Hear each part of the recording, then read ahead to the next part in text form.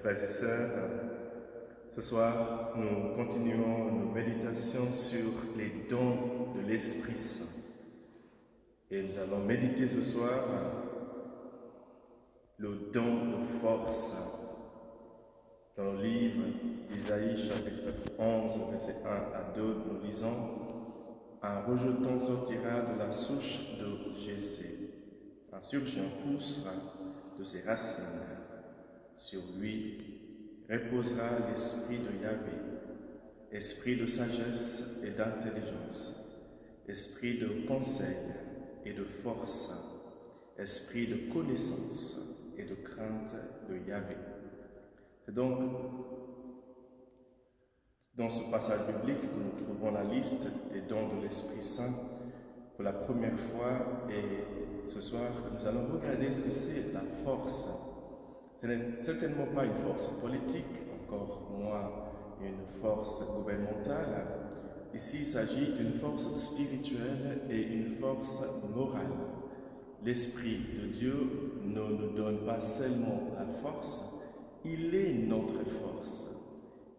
C'est pour ça que Jésus, avant de quitter ce monde, ce que nous lisons dans les Actes des Apôtres, chapitre 1, verset 8, a dit à ses apôtres de rester à Jérusalem jusqu'à ce qu'ils reçoivent la force d'en haut, jusqu'à ce qu'ils reçoivent l'Esprit Saint. La force de Dieu que Dieu nous donne, c'est Dieu lui-même, c'est l'Esprit Saint lui-même.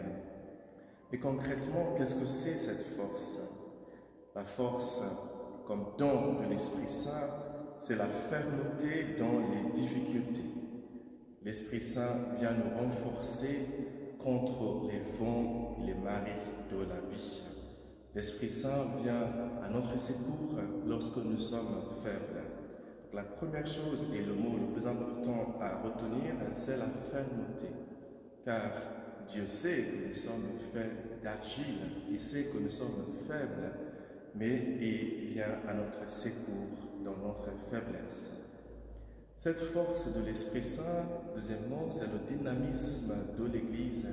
D'ailleurs, le mot grec qui est employé dans le texte que je viens de citer, les Actes des Apôtres, c'est le même mot d'où nous trouvons dynamisme, dynamite en anglais, quelque chose qui permet à une situation qui stagne d'évoluer, d'avancer, de se dynamiser. C'est pour ça que l'Esprit Saint, c'est la force qui dynamise l'Église. C'est la force qui fait avancer l'Église. C'est la force qui renouvelle sans cesse l'Église du Christ. La force, c'est aussi le courage d'avancer malgré ses craintes. Bien sûr, le courage n'est pas le fait de ne jamais avoir peur. Le courage, c'est plutôt la force d'avancer malgré ses peurs, malgré ses craintes, parce qu'on croit avoir en soi une force supérieure aux choses qui nous font peur. C'est Brené Brown, une sociologue américaine, qui a mené beaucoup de recherches sur la vulnérabilité, les faiblesses et le bonheur. Elle voulait voir s'il y avait un lien entre les faiblesses, les vulnérabilités humaines et la possibilité éventuellement d'avoir quand même une vie heureuse, une vie épanouie. Et une des choses qui souligne dans ces nombreuses recherches, c'est le courage. Le courage, ce n'est pas le fait de ne pas avoir des faiblesses ou des difficultés ou des craintes.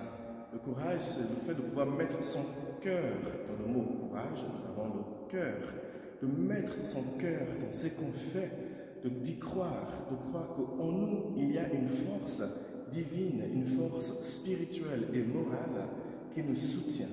Cette force pour nous chrétiens catholiques, c'est l'Esprit Saint.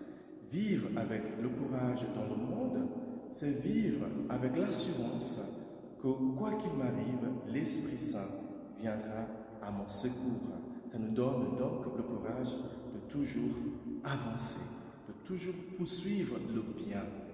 C'est ça la force de l'Esprit Saint, cette force qui nous rassure que peu importe ce qui nous arrive, il y aura cette force en nous, cette force divine, spirituelle et morale qui va nous aider à traverser les océans de la vie.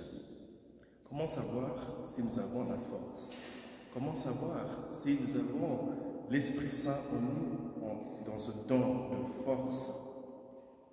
Saint Paul, dans sa deuxième lettre aux Galates, chapitre 5, verset 22, nous donne les fruits de l'Esprit Saint. Si nous avons l'Esprit Saint en nous, nous portons des fruits.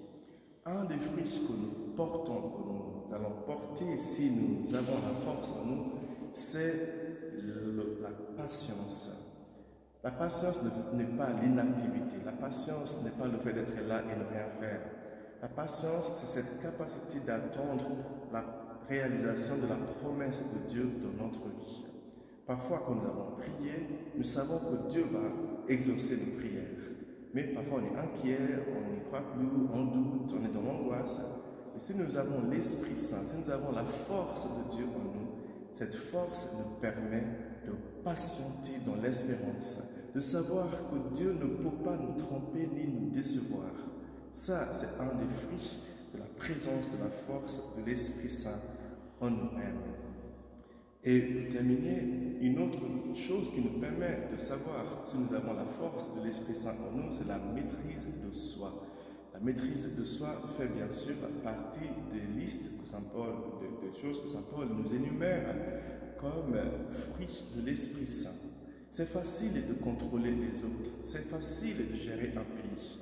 Mais ce pourquoi nous avons besoin de la plus grande force sur terre, c'est de se maîtriser, de fermer la bouche au lieu de mentir, de ne pas répondre à toutes les sollicitations de nos désirs, de se dire non, je ne ferai pas ça, et de se dire oui, je vais le faire, même si je n'ai pas envie de le faire, parce que c'est bien. D'aller défendre les causes des pauvres, même si je n'ai rien à gagner. Ça, c'est la maîtrise de soi. De toujours chercher à faire le bien, même si on n'a rien à en tirer. Ça, c'est un signe comme quoi la force de l'Esprit Saint nous habite. Parfois, bien sûr, c'est beaucoup plus facile de dire, ben non, mon vote ne comptera pas, ça ne sert à rien d'essayer. Mais si nous avons la force, le dynamisme de Dieu en nous, il va nous pousser dehors, il va nous permettre de nous maîtriser, de nous pousser toujours vers le bien, de faire la volonté de Dieu au lieu de toujours chercher à satisfaire à nos propres besoins. Voilà ce que je voulais partager avec vous ce soir. C'est grâce à la force de l'Esprit Saint que Saint Paul nous dit inlassablement dans plusieurs de ses écrits. On a été bafoué, on a été touché, mais on n'a pas été vaincu, on n'a pas été anéanti, parce que la force de Dieu est en nous. Nous sommes ceux et celles qui sont faits du souffle de Dieu. Dans la création, après avoir modelé l'homme, Dieu a soufflé sur lui son souffle. Ce souffle de Dieu, c'est lui-même qui est notre force.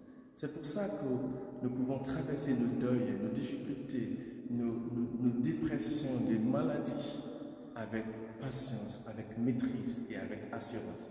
Parce que nous savons que peu importe ce qui nous arrive, la force de Dieu